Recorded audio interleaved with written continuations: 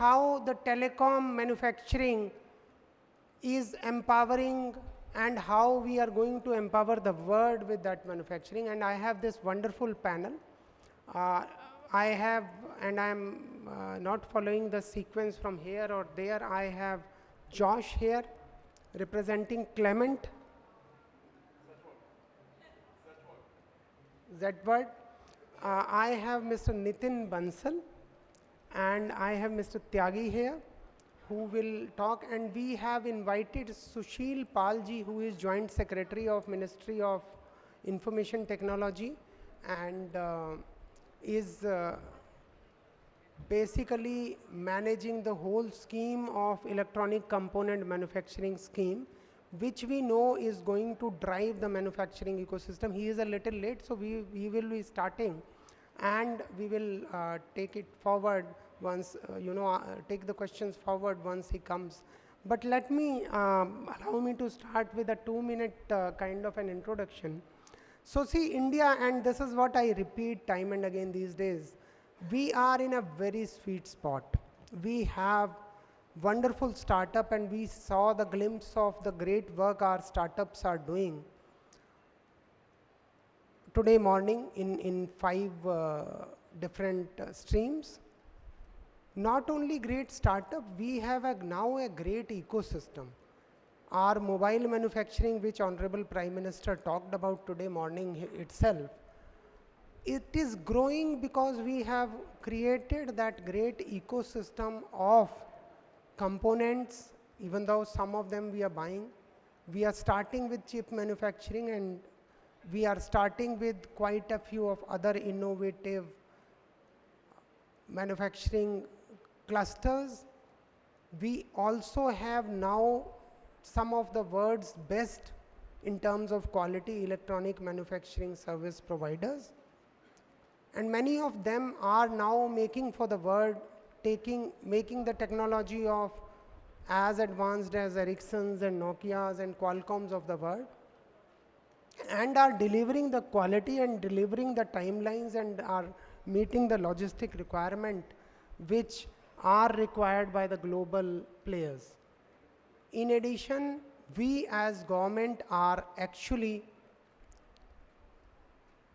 willing to enable, are willing to invest our energies with these manufacturers. And I am not talking of startups alone. We are willing to invest our energies with companies whom we want to grow.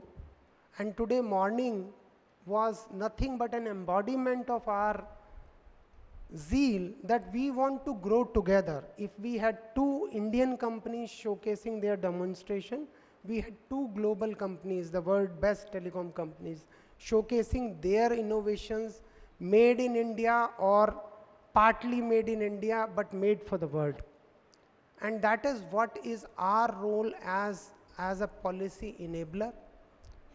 That is what is our role to iron out whatever are the problems. But there is always a caution from the side of government. We always set rules, and sometimes those rules become hindrance to the businesses. But then, and which is what sometimes some of my manufacturing friends repeatedly ask us at DOT that, sir, some of the security testing and security certification you are putting are really gruesome, if I may use the word, Nitinji. But we are willing to sit across the table, find the solution, and that is the approach we take. So with this, I would go to the question answer part for the session. And would each one of you want to first deliver would you want to deliver maybe a 2 minutes introductory thing before I went into the panel part of the question answer? So should I start with Josh?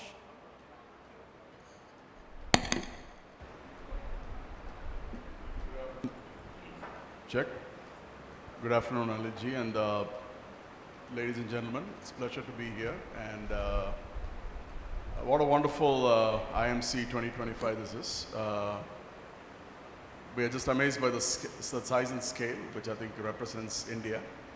I want to say that, I want to start with the policy front. The last 11 years, the government of India has had a fantastic policy starting with Make in India and getting into the PLIs about 5 years ago. We have seen tremendous success, and the latest one is the scheme which Sushil Palji runs as the ECMS scheme. So these three schemes really symbolify, the progress the government has done and the consistency in the policy which we have done. The industry, I think, has responded. I think the industry has really stood up to the challenge, both global value chains. We have Ericsson here. We have other global value chains who have come to India, and Indian value chains, the Tejas networks and the like. So now, subsequent to that, manufacturers like us in Zetwork, who manufacture telecom products, consumer electronic products, we are very, very keen to sort of start manufacturing these products. As an example, in Zetwork, in our factories across India, last month we did about 4 million devices and shipped to happy customers. And we inaugurated a factory in Chennai 2 quarters ago. We already delivered about 1 million out of that factory. So it really talks about the sign of India and whatnot. And Zetwork has also participated in the ECMS scheme, where we have applied, and I think the government is extremely happy about the response, which really has been there. So we really see that when you look at India going forward, 2030 beyond, India definitely on the right track. So thank you.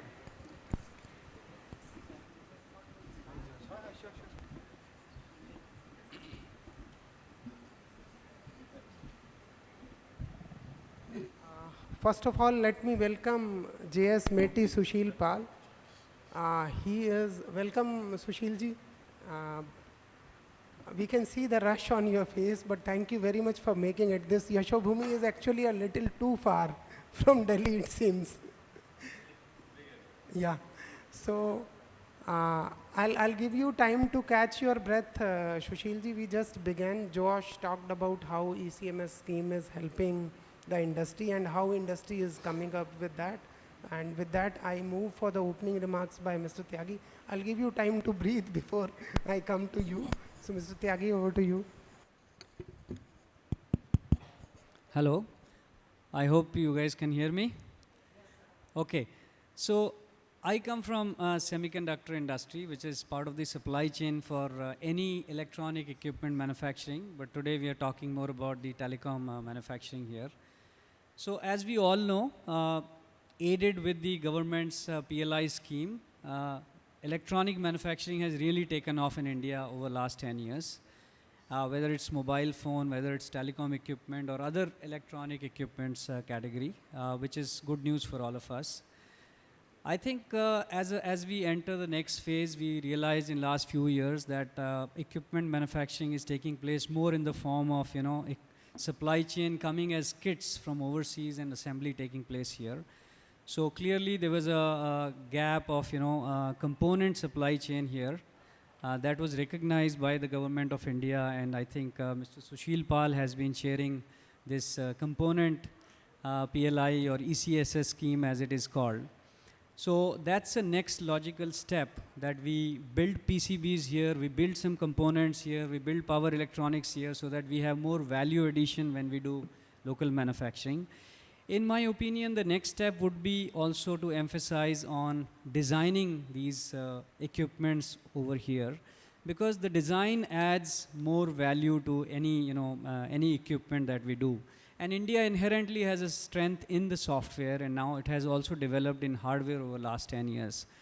So next generation of PLI, in my opinion, should be design-led manufacturing scheme that emphasizes on designing in India, sourcing components through local ecosystem that will develop now based on the new ECMS scheme, and then we actually can truly say that this is designed, sourced and manufactured equipments in India for India and also for the world. That's, I think, my key thoughts here. Thank you, Tyagi ji, and you have spoken very well about the ECMS scheme and how it is helping. So I am actually in two minds, right? Two thoughts, whether I request first Sushil ji to highlight what we are doing, or I start with Nitin, who heads India operations and Asia operations of Ericsson, and who is a large multinational or transnational organization, if I may use the term, and has seen it all in terms of manufacturing. They design in India, they make in India.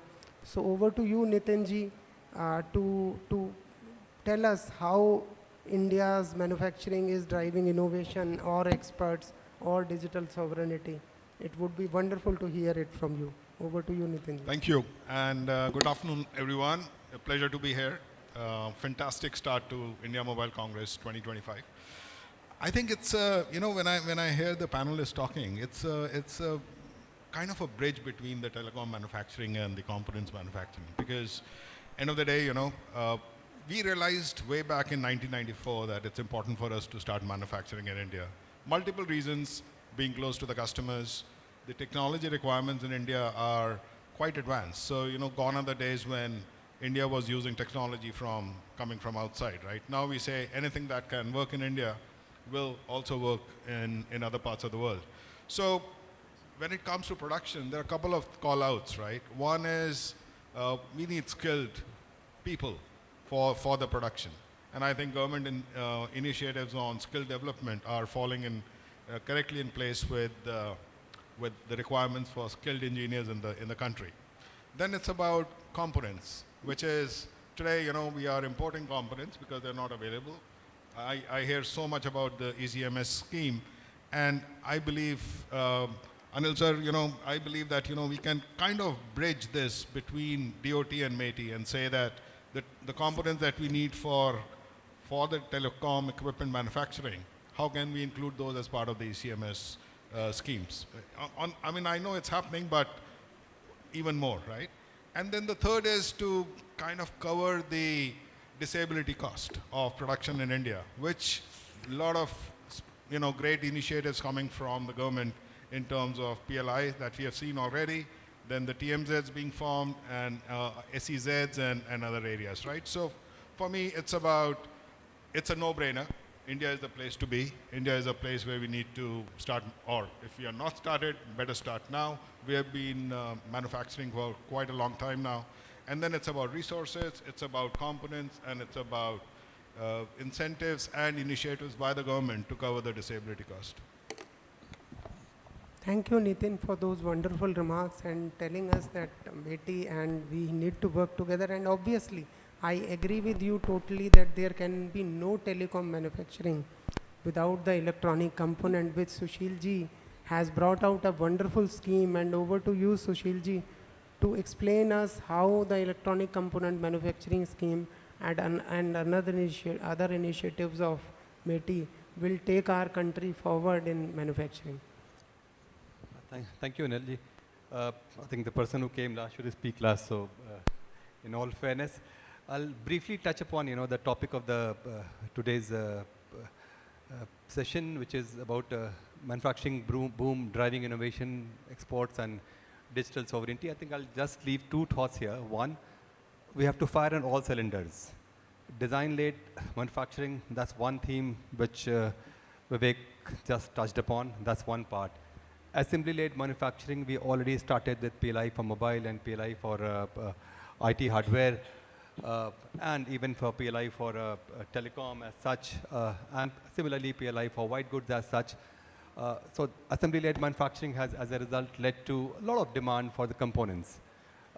Maybe that time was right, that maybe slightly delayed, so as to say that, but the time was right that we have sufficient demand, sufficient buyers for the components, ready to consume those things. So I'll come to the components later on. So the third pillar would of manufacturing, and this I'm talking largely about, components is only about the non-silicon part of the component policy.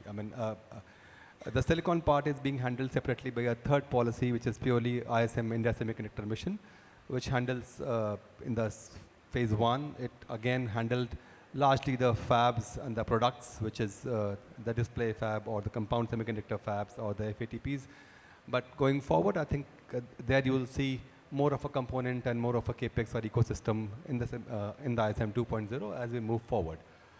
And another part, I think, which is again linked to the design-led manufacturing is, I mean, we have to be, definitely be more innovative, on which I think we are lagging the most as of now. I think we have to actually, if we have to actually become a product nation, we need to design our own products, we need to design our own technologies, we need to design our own components. Because if you have a control over the designs, if you have a control over the products, you can actually dictate everything down the line. And that's how things actually work in electronics especially. But we have, I'm not saying we need to start from the top per se, but we definitely need to, find our own spaces in each of the product and across the value chain of electronic manufacturing. How do we do that? And that is the most difficult problem to solve. I mean, it's not an easy problem, but that's where I hope maybe we'll make some big announcements a few years down the line. We have very strong ODMs coming up, which are completely, I mean, we already have a very AMS players, in our country as of now, in Josh and other ones, the prime. But we have also have a strong ODMs coming up with a very good design teams. I wouldn't name them. So broadly, these are the 4 areas I think where we should, we should be firing all the 4 cylinders simultaneously. If we are actually to, achieve digital sovereignty in some sense. And when we see digital sovereignty, it doesn't mean that, we completely cut ourselves off from the, from the rest of the world. It actually largely means that we become more integrated and more part of the global value chains than we are as of now.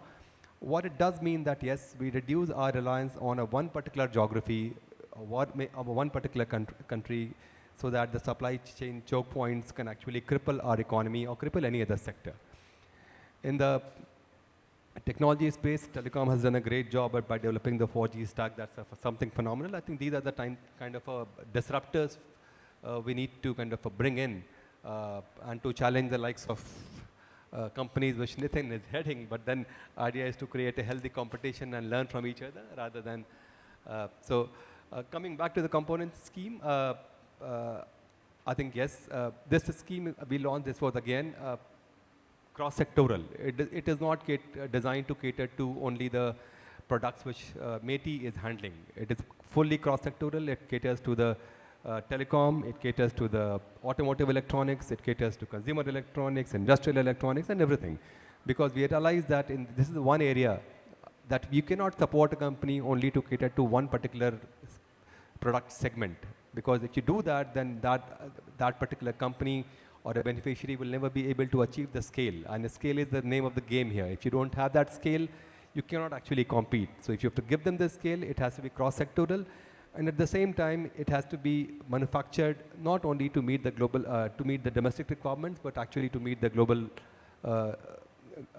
requirements as well. So, and I'm very happy that industry has been more than participative in their response. Their response has been highly encouraging. And we never imagined that we would be ending up with this response which we have got. We anticipated something like $7.5 billion of investment. What we have got in turn, I mean, something close to $14 to $15 billion of investments. That's a commitment which I don't think, forget about electronics, I don't think any of the Government of India scheme has seen so far. And it was possible only because this scheme was designed with a massive stakeholder consultation. I think with each of the product segment which is covered under the scheme, we engaged with the players to understand the business, to understand what is the investment to turnover ratio, which kind of a policy instrument would be the right instrument for them to support that. And wherever we cannot, wherever we could not actually consult the stakeholders, were the 2 items, right? One was the capital equipment item, other was the supply chain item. And supply chain, I mean, all of you guys are electronics guys here.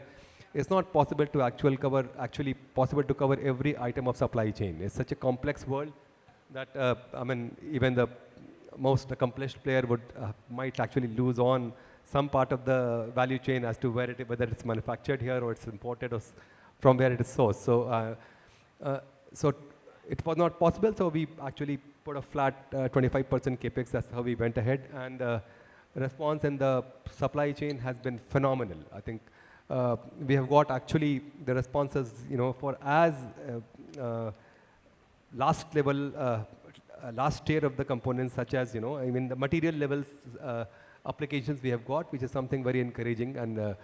And similarly for the capital equipment, and we reached out, but we did not find any player. I think now we have got a response in the capital equipment as well, which is a multiple times than what we expected. But then now looking at the seriousness of the policy, a lot of capital equipment manufacturers have come forward with a lot of value suggestions to further improve the scheme. But I think it will be too early to take a call actually on any amendments in the scheme at this stage.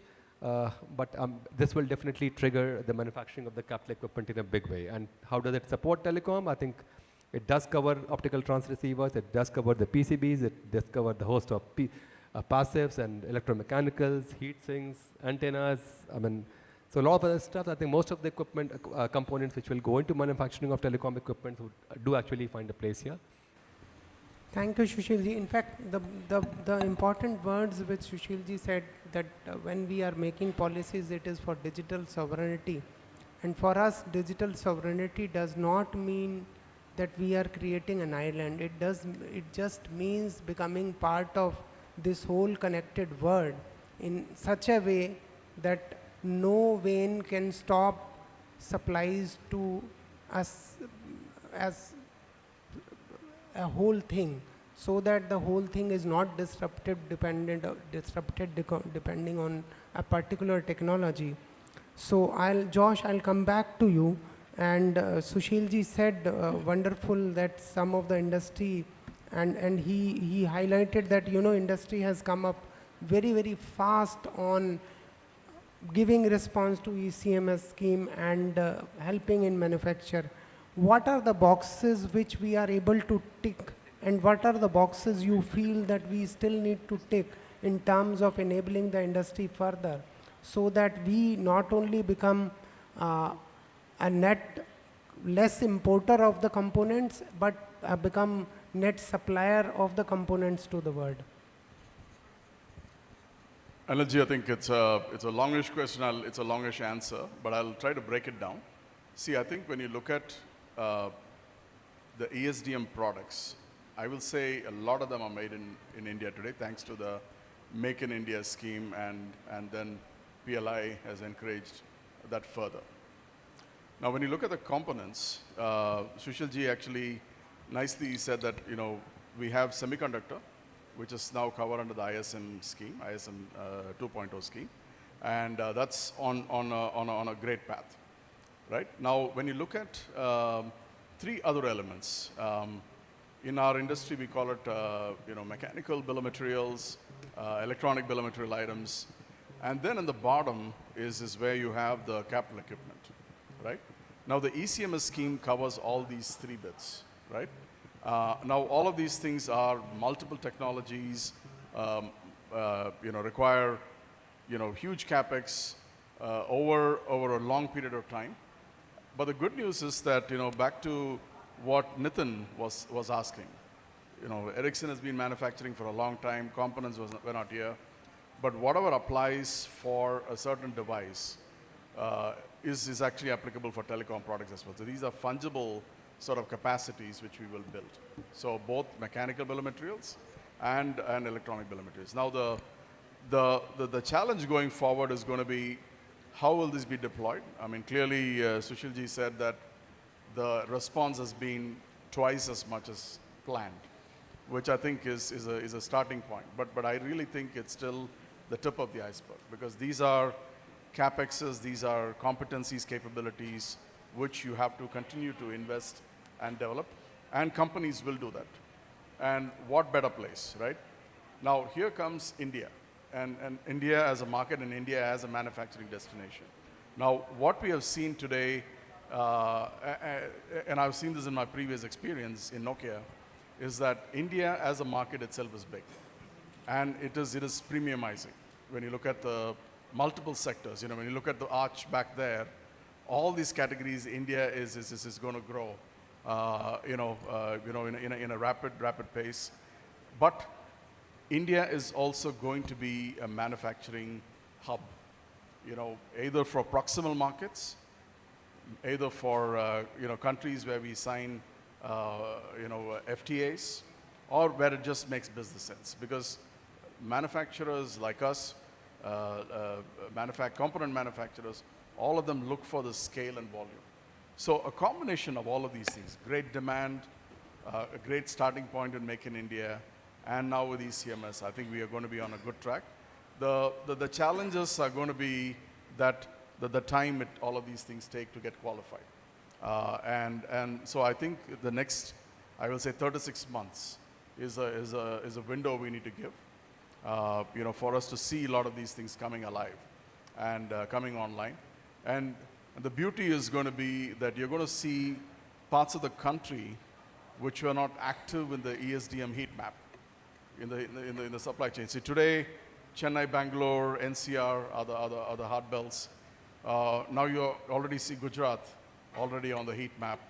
You're going to see Maharashtra coming back, parts of Maharashtra which were not active before. Madhya Pradesh is going to be very active, as we see. Parts of Andhra Pradesh, Telangana are going to be active. Karnataka is going to grow. So I think you're going to see multiple parts of and the beauty is that Indian states are the size of ASEAN countries or even Mexico.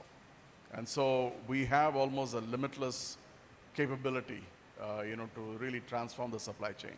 So I really see opportunities for this industry to grow. India as manufacturing for itself, backward integration, more value addition, but also really serving global needs. Thank you. That's wonderful to hear, so what Josh basically said, that we are in actually a very sweet spot and states are competing with each other, and while Gujarat has come up on the heat map, he actually cited 1, 2, 3, 4, 5, 6 states. Of course, he didn't take name of Haryana, and I was really disappointed because I belong to Haryana. That's on a lighter note because I don't want people. Okay, that's good to hear, sir. So that's wonderful to hear for an Haryanvi. But coming back to analog devices, and anybody who has done electronic engineering, Vivekji, we have actually come up the ranks, seeing the basic circuits of analog devices. But in today's era, in today's age, how analog devices is looking at Indian market? Is it design? Is it manufacturing? Is it global capacity centers? How are you building things up, and what do you see in India? So short answer to your question is all of it. We're looking at all of it. But I just wanted to get to another point here.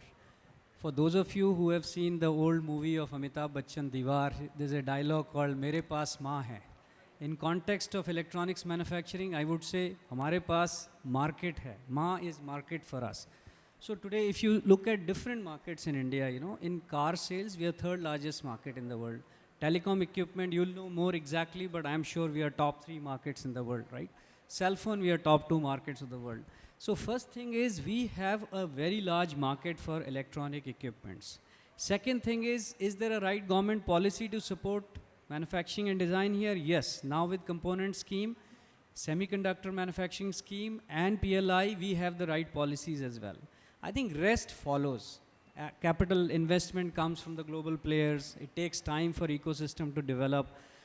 And coming back to your question, Anilji, historically, India has been a talent bed. So all the companies, including us, have been doing a lot of global designs out of India. Analog devices, no exception. For last 30 years, 25 to 30 years almost, we have been doing semiconductor chip design, also software, and for many of our products, we also have global application team sitting out of India supporting our global customers. So this portion has been always there.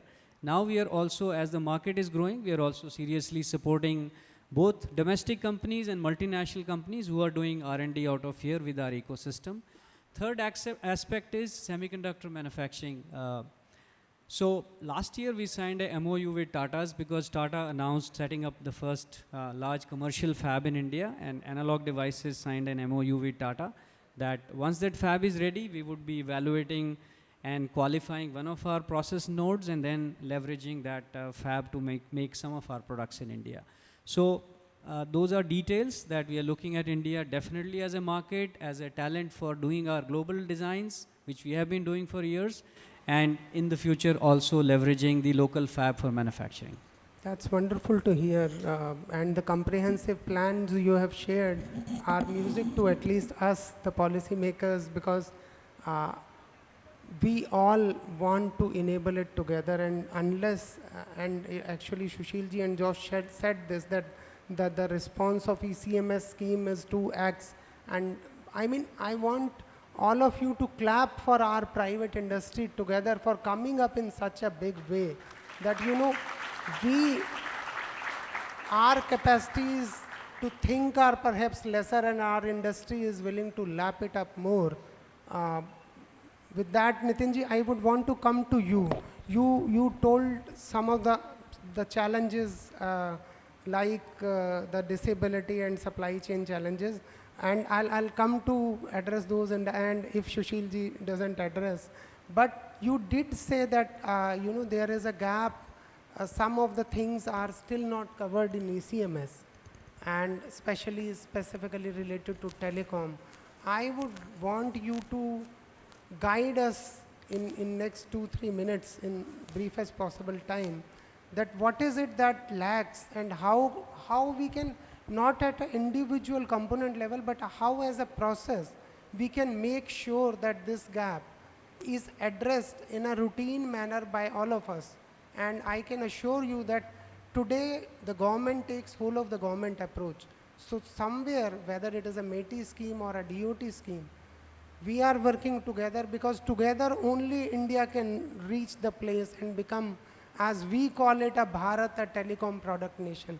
So please share a little bit more. How can, as a process, we can address these inconsistencies of telecom components? No, first of all, a clarification.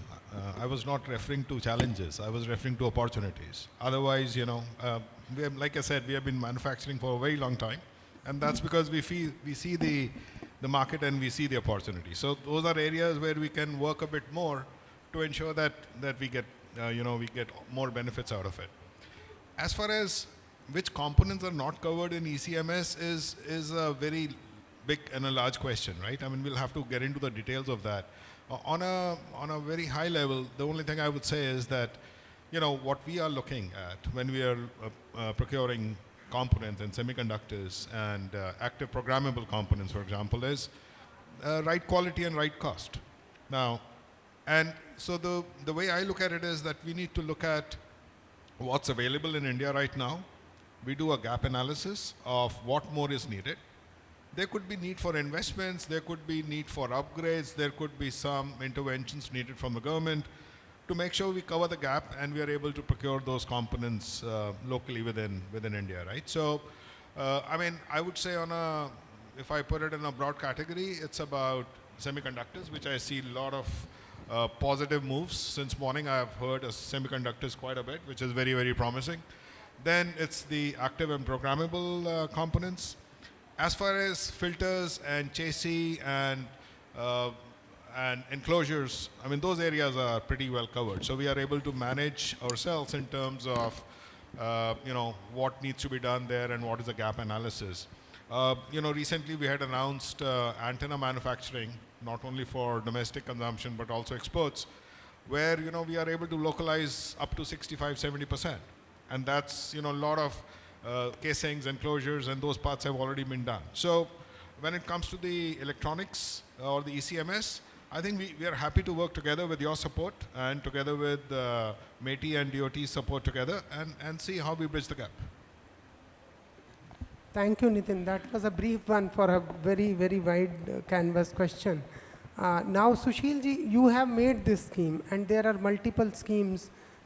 In fact, electronic manufacturer cluster scheme came 5 years back, and then the phase 2 scheme came, and They are successfully, they have created clusters across various parts of India.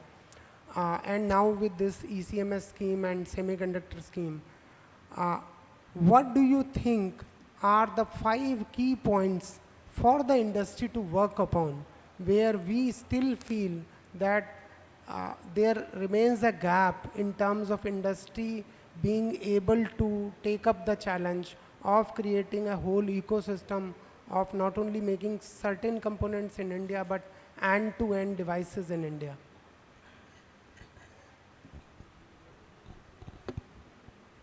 Can you repeat the question again? I mean, So what I am saying is, while we are what talking are of the key challenges? What are the semiconductors, key challenges which we think industry you is? know, today even like Nitin talked, and let me rephrase the question.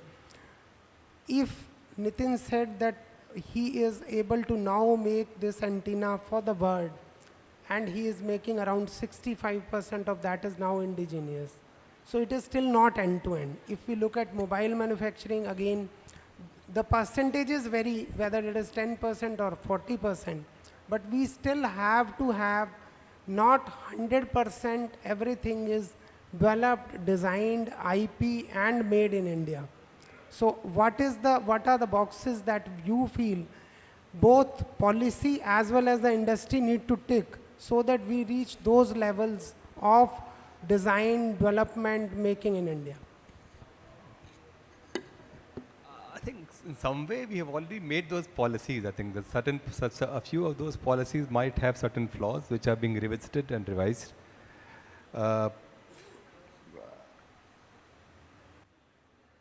If I got the question correctly, I think, I mean, what the question is actually, what do you think 5 things which industry should be doing, right? I mean, it's very ideal to preach and summarize that what they should be doing, but actually at the end of it, they're businessmen, right? So they will go, if they can make money, they will stick their neck out, and they would not, I mean, it's not a charity that, they're not in the business of charity. So if something is not profitable, if something doesn't work for them, I mean, they would not participate, and we have to be very clear about it, and it's fair and square. I think we have no complaints on that front.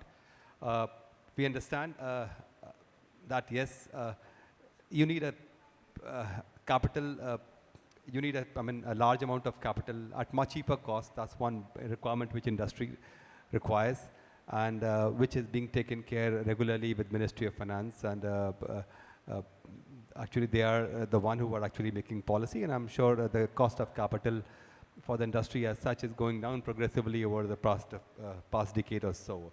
The other very important stuff is the technology, right? A lot of components actually require, hardcore technology and very deep and intricate process know-how.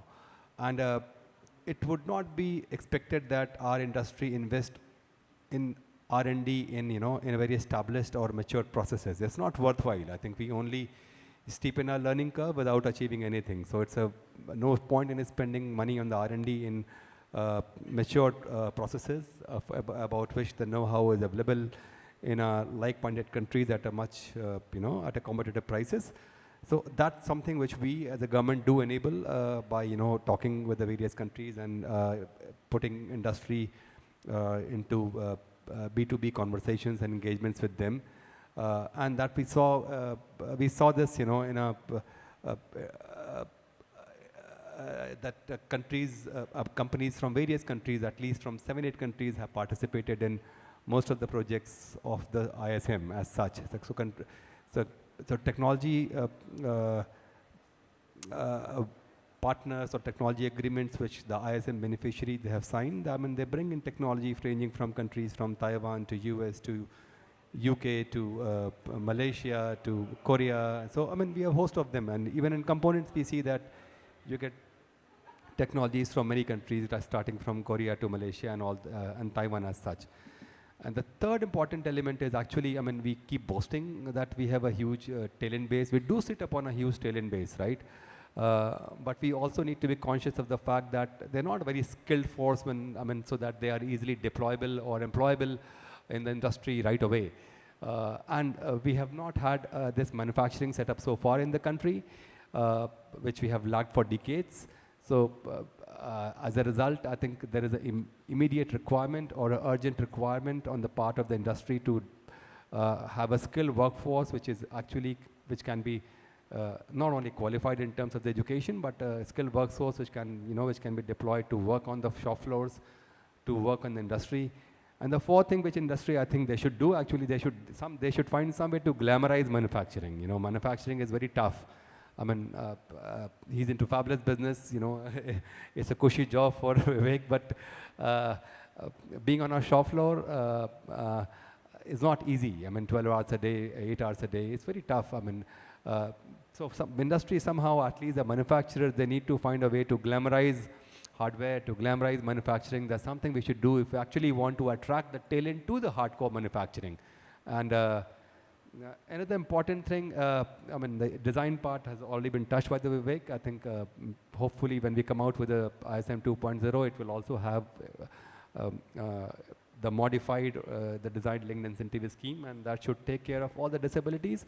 And yes, somehow I mean, I have a feeling that Indian industries are actually sitting on a huge amount of cash, right? But somehow we need to find, these are not being mobilized to kind of to be deployed in these areas. And so there has to be more appetite for venture capital financing by these VCs into the into the Indian design products. But yes, again, we do have to make sure that how do we guarantee them, because बनाना बड़ा आसान है, I mean, बेचना मुश्किल है, ठीक है, बना तो आप कुछ भी लेंगे, but आप बेच पाएंगे क्या? That is the challenge, right? I mean, maybe government need to kind of frame a policy to make sure that we can at least offer them, a minimum amount of demand aggregation to those companies so that they can survive, but they reach a stage from then on they can scale. Okay. To add on to that, one of the things which I feel, how does global partnerships and global collaborations can help India further in our, just for improving our manufacturing sector, overall manufacturing sector, electronic manufacturing sector, and specifically the telecom equipment manufacturing? I mean, global, if you talk of manufacturing, other countries are way ahead of us. We are making progress with a CAGR of 20% plus, or in exports of almost 25-30%. But then if you compare ourselves with other manufacturing nations, I think we have a long way to go. We still have to catch up. So the global collaboration, I think we can get one in the technology transfer, which I cited in the case of ISM 1.0. I think there has been a very strong technology collaboration from the global counterparts, especially, I mean, some in the very advanced technology as well. I mean, for example, those from semiconductor industry can, in the 3D packaging or a glass substrate based packaging, which is highly advanced. And so it's one of its kind that will be set up in the country as such. And also the wafer level display IC packaging, which is also, gets counted into the advanced packaging. The silicon carbide fab, which is coming up again, is a strong statement about the global collaboration. But the other important area in which a global collaboration can actually catalyze a lot is the R&D stuff. So we are working with a lot of American companies, including Analog Devices and with IBM and a lot many other companies. I think to partner with us, to partner within the Indian industry, or to partner with us as such, and how we can fund or co-collaborate and fund a joint R&D project, which is actually for which the problem statement is given by the industry, and it doesn't come from the academia as such, because they recently launched the ANRF as such. I think that's also going to help it a lot. The third is again the skill and the talent development, which I touched upon, because most of the company which have actually set up plan, they had to send their workforce abroad to train. So like, for example, the Tata send the workforce to the Taiwan to train some initial 200 engineers, something like that, right? CG Power, the similar fashion, send the initial 200 lot of engineers, out of more than 50% were women actually, but they were sent to Malaysia to be trained. We are actually collaborating, in discussion with Japan for we call it PPR. I mean, it's kind of a project wherein we are working with Japan to train at least 10 trainers. For the training of the trainers, right? So, I mean, maybe 10 lot of trainers per year, 50 trainers over a period of 5 years, but right from in a fabrication and packaging. So that is being totally funded by the JICA as such.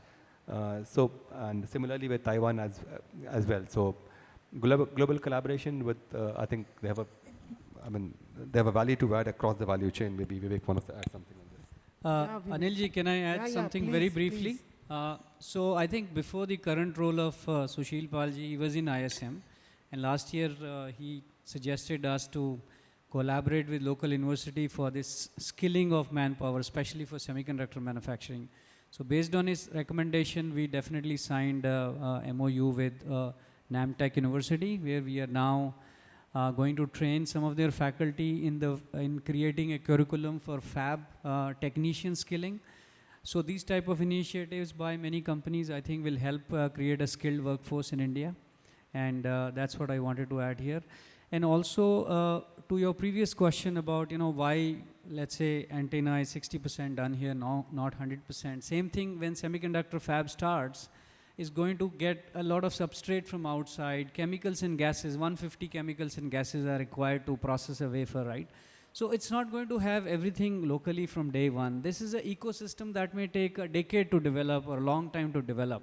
But once we kickstart this activity here, then slowly I think that ecosystem start to develop.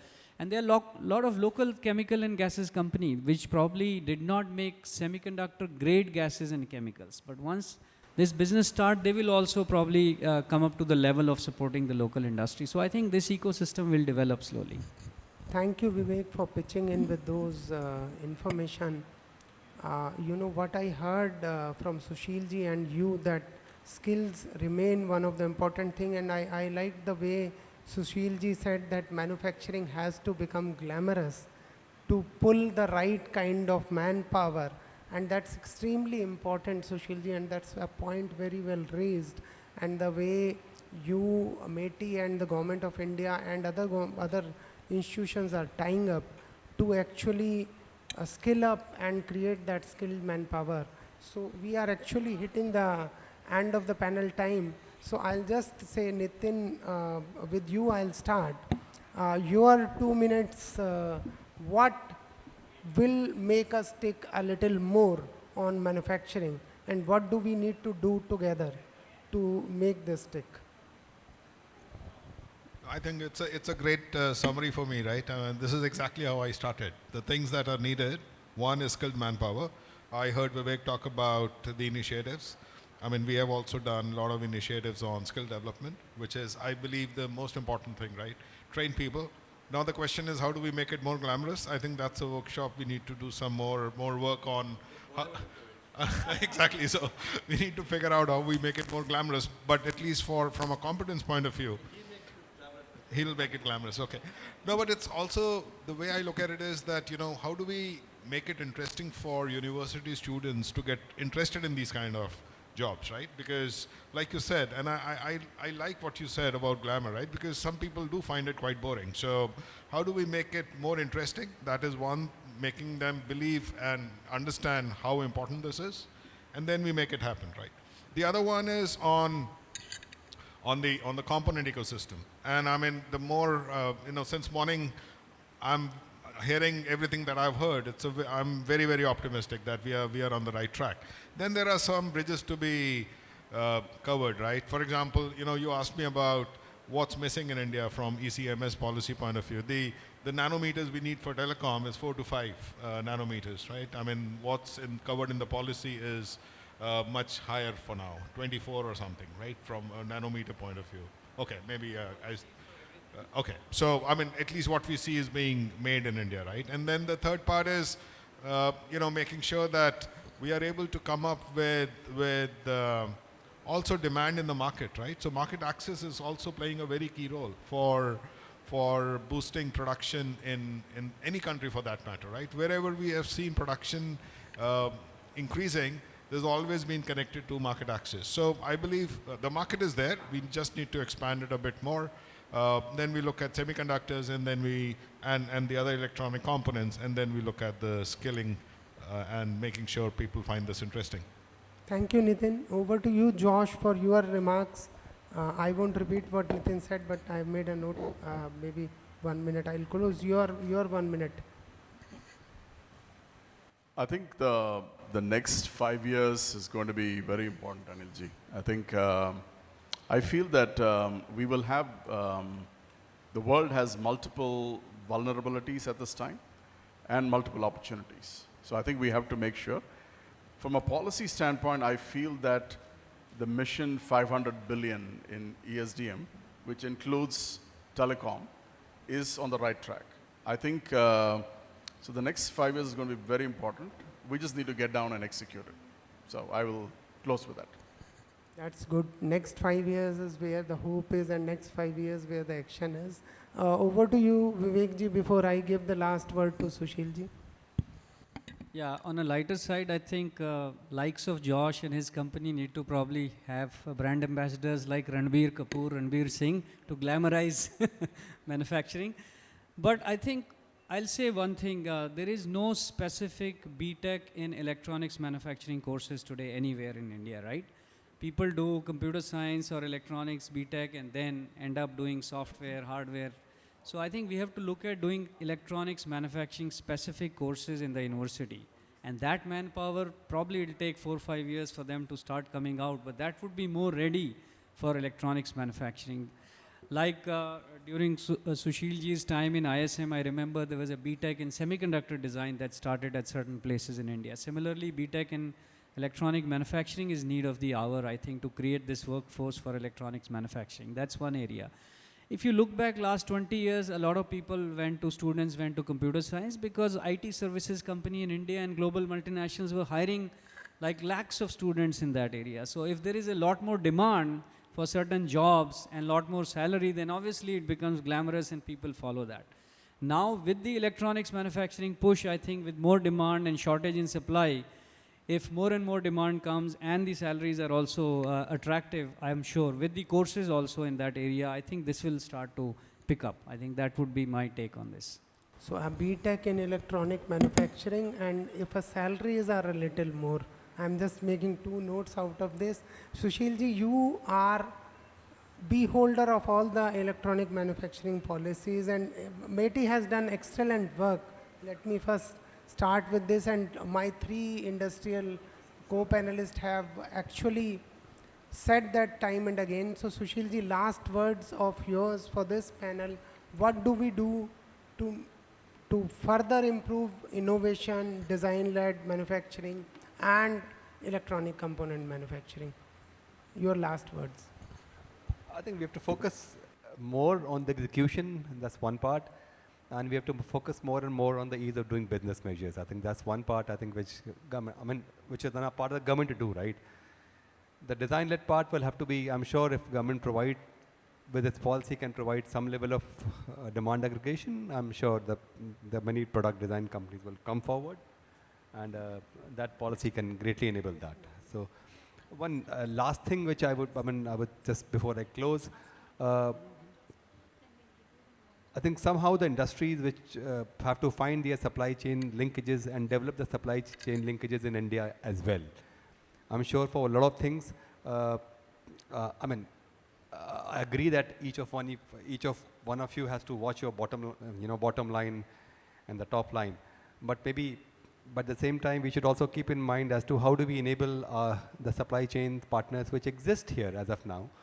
May not be up to that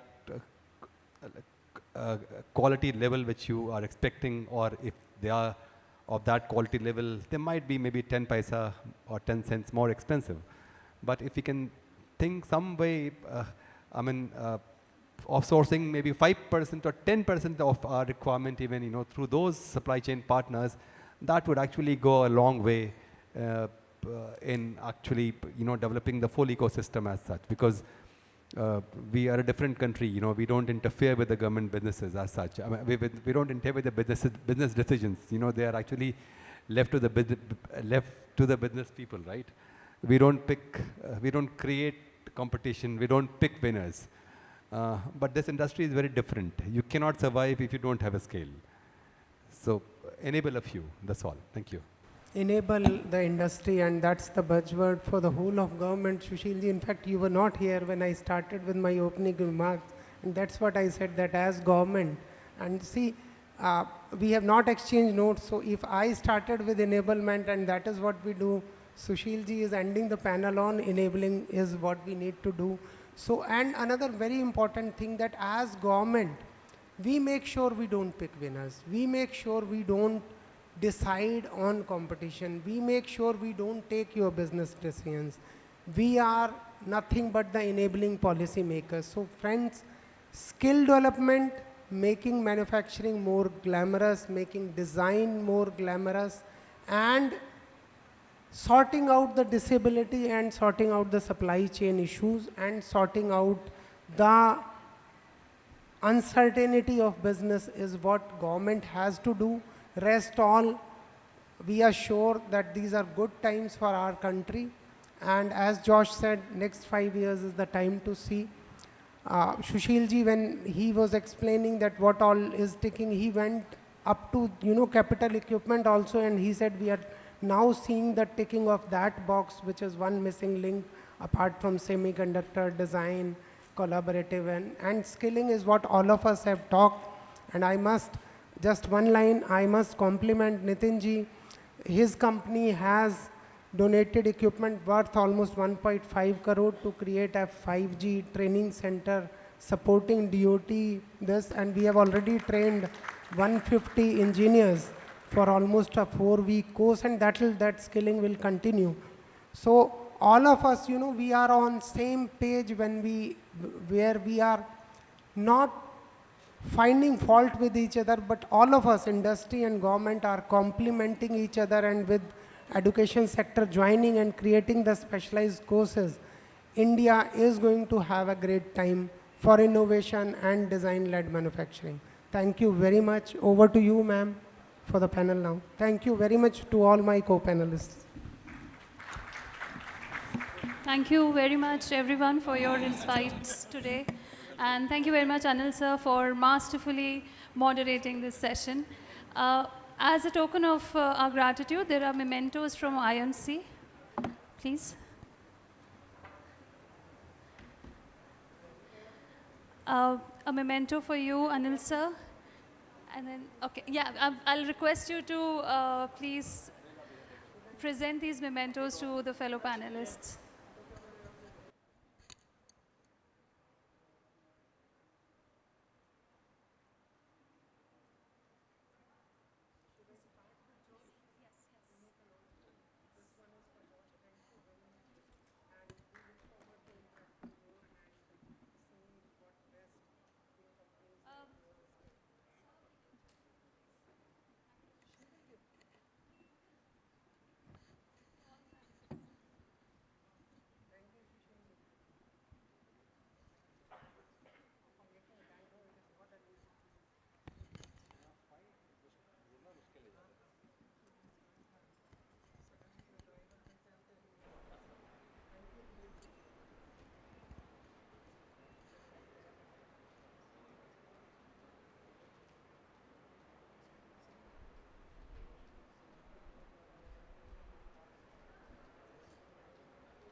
Can you call Sumit? We need to quickly make the arrangements here.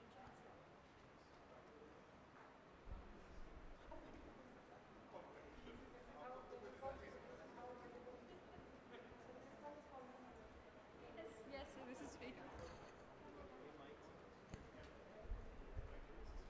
Thank you very much, everyone. Thank you.